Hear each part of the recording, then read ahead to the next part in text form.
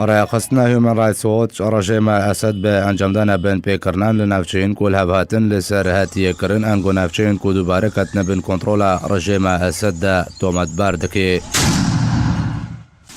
ده راپورت که ده رأيخستنا هيومن رايتس ووتش راگهاند کو لقین اولهی رژیم اسد بردوام لنافچین کتن بن دست رژیم اسد ده هالمطین گرتنو بن چاو کرنه ده لدجی ولاتیان بردوام او جی پشتی کو رژیم اسد لسر ریکفتنا الهبهاتن ام زکریا هاروهار خصنا نابوري جود كول درعي وغطي روشالات يازد حالتين قرتنو بنجاب كرني هاتنا تومار كرنو دا زانين كو رخصنين خوجهين سوريا اشكرا كرنو كو جمها اشتان يا سال 2018 هانفا بين صد حالتين قرتنو بنجاب كرني لسردست رجيم اسد هاتنا تومار كرن ريبابرا كاروباري روشالاتا نافين دري خصنا هيومن رايتس ووتش دا جود كو تفي بداوي هاتنا الشر بهتران نافچين سوريا لهينا رژیم اسد سیاستا گرتنو کشتنو بنچاو کرنا اندامن اپوزیسیون دا بردوامه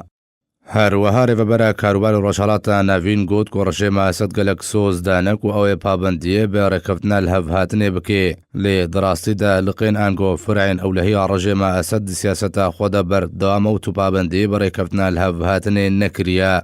در راپورت خود رخصنا هیومن رایتس ووچ دا خواز جا رژیم اسد کرکو به لزگینی گرتیان سر بست برده و دا خواز روسیا جکر کو فشار لسر رژیم اسد بکه دا کو هلمتین گرتنو بنچاف کرنه راوستینه لگوری راپورت رخصنا نابوری کسین بنچاف کری لهم برور گرتنا بارتیلویان جی به تدخل پولیس لشکری روسیه تینا سر بست بردن